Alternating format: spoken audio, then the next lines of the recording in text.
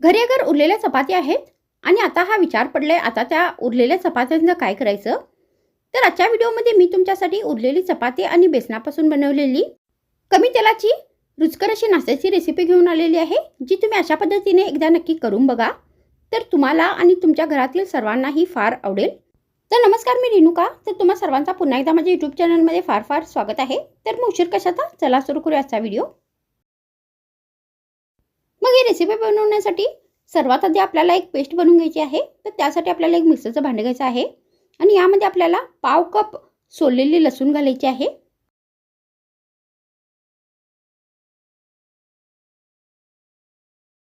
त्यानंतर यामध्ये आपल्याला चवीनुसार लाल मिरचीची पावडर घालायची आहे.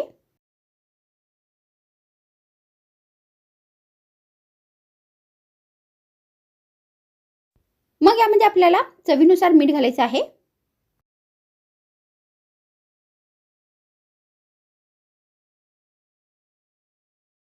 त्यानंतर यामध्ये आपल्याला अर्धा कप बारीक चिरलेली कोथिंबीर घालायची आहे.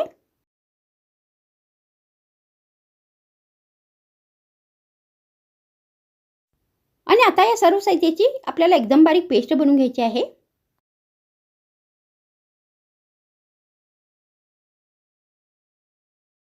तर इथे मी आता सर्व साहित्याची एकदम बारीक पेस्ट बनवून घेतलेली आहे.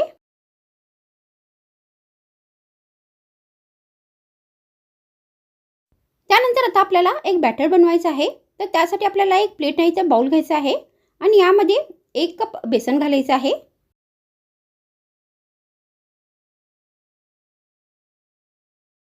त्यानंतर यामध्ये आपल्याला चवीनुसार मीठ घालायचं आहे.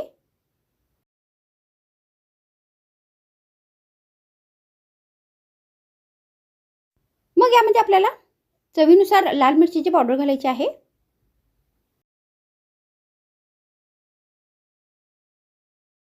आणि आता हे सगळे साहित्य आपल्याला व्यवस्थित चमच्याने मिक्स करायचे आहेत. त्यानंतर यामध्ये आपल्याला थोडे थोडे करून पाणी घालायचं आहे.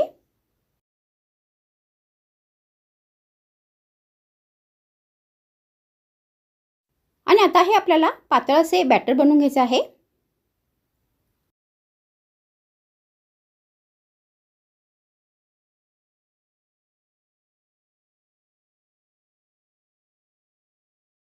तर सगळे साहित्य आपल्याला व्यवस्थित मिक्स करायचे आहेत.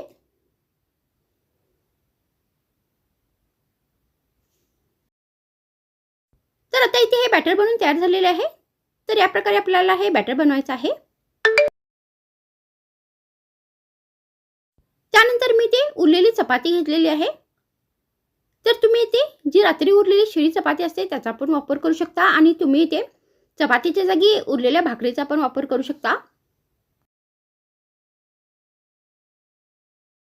त्यानंतर आता आपल्याला याच्यावरती लसूण आणि कोथिंबीरची पेस्ट लावायची आहे. तर व्यवस्थित चपातीच्या वरती आपल्याला ही पेस्ट लावून घ्यायची आहे. तर मी इथे ही चटणी वेगळी बनवून घेतलेली आहे.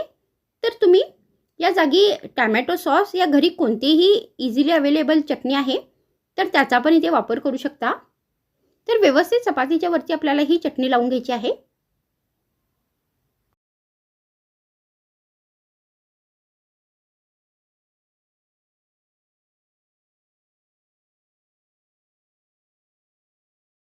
तर आता मी इथे चपातीच्या वरती व्यवस्थित चटणी लावून घेतलेली आहे.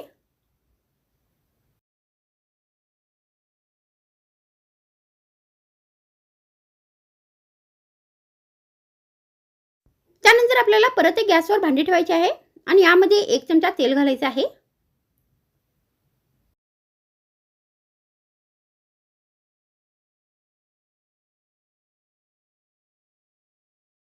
त्यानंतर यामध्ये आपल्याला अर्धा चमचा जिरे घालायचे आहे.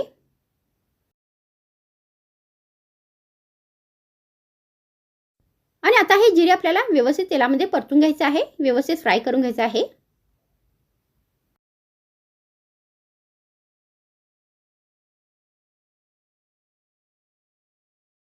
मग जिरं फ्राय झाल्यानंतर यामध्ये आपल्याला एक लांब साईजमध्ये कट केलेला कांदा घालायचा आहे आणि हा कांदा पण आता व्यवस्थित तेलामध्ये परतून घ्यायचा आहे. तर मी ते कांदा लांब पीसेसमध्ये कट करून घेतलेला आहे. तर तुम्ही हा बारीक पण चिरून घेऊ शकता. तर आता हा कांदा आपल्याला व्यवस्थित फ्राय करायचा आहे.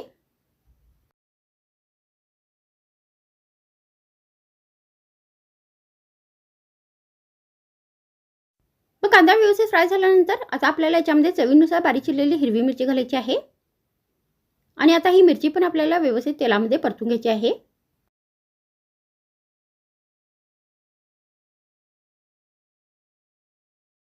व्यवस्थित तेलामध्ये फ्राय करून घ्यायची आहे।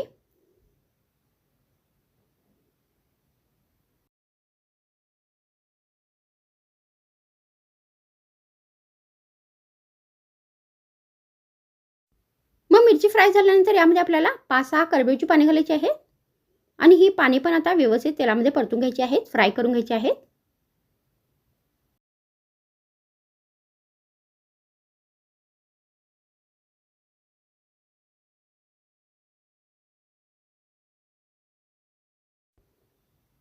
मग आता इथे सगळे साहित्य व्यवस्थित फ्राय झालेले आहेत।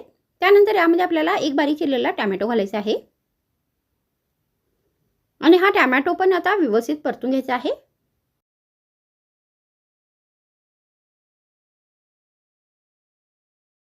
तर तुम्ही इथे या रेसिपीमध्ये आणखीन भाज्यांचा पण वापर करू शकता।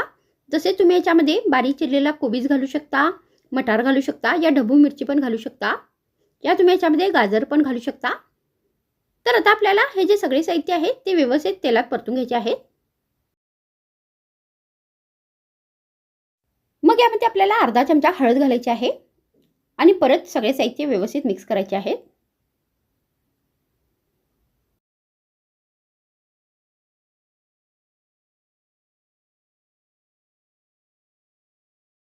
तर तुम्ही ही रेसिपी चटपटीत बनवण्यासाठी यामध्ये 2 चमचे टोमॅटो सॉस पण घालू शकता। मग यामध्ये आपल्याला चवीनुसार मीठ घालायचं आहे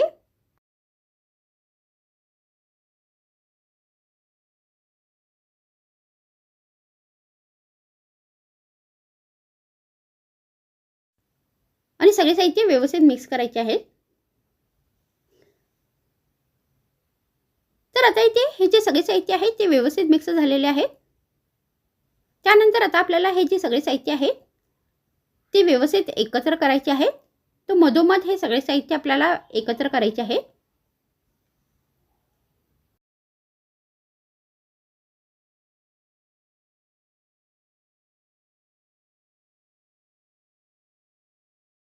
त्यानंतर याच्यावरती आपल्याला हे जे बेसनाचे बॅटर आहे ते व्यवस्थित याच्यावरती ओतायचं आहे।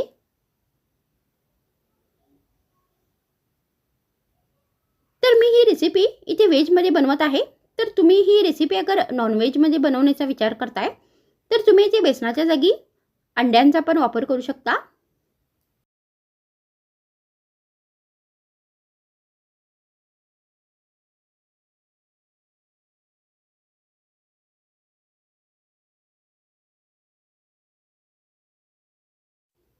तर त्यानंतर आता आपल्याला या बॅटरवरती ही जी आपण चटणी लावलेली चपाती आहे ती व्यवस्थित याच्यावरती ठेवायची आहे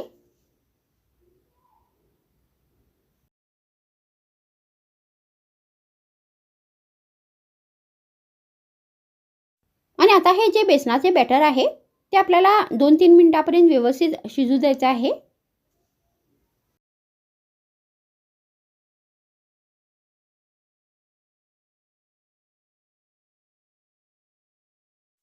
तर आता इथे 2-3 मिनिट झालेले आहेत। त्यानंतर आता आपल्याला ही जी चपाती आहे ती पलटवायची आहे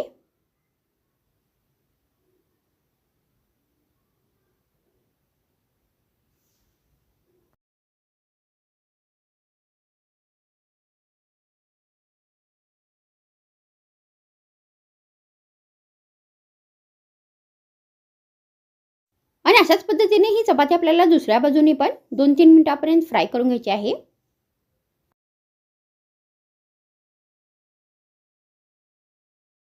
मग ही चपाती दुसऱ्या बाजूने पण फ्राय झाल्यानंतर चमच्याने आता ही पलटवायची आहे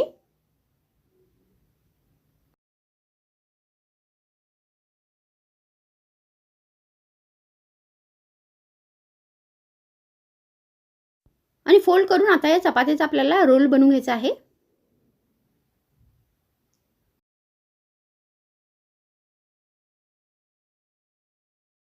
आणि आता हा रोल कट करून आपल्याला गरमागरम चहा या कॉफी बरोबर नाश्त्यामध्ये सर्व करायचा आहे। तर हा व्हिडिओ संपवण्याच्या आधी मला तुम्हा सर्वांना एकच विनंती करायची आहे, तर अगर तुम्हाला माझा व्हिडिओ आवडल्यास माझ्या व्हिडिओला लाईक करा, माझ्या व्हिडिओला शेअर करा, मला कमेंट करा आणि माझ्या चॅनलला नक्की सबस्क्राईब करा। तर मग आजच्या व्हिडिओमध्ये इतकेच. पुन्हा भेटूया आणखीन एक नवीन रुचकर रेसिपीसोबत. तर मग थँक्स फ्रेंड्स वॉचिंग माय व्हिडिओ.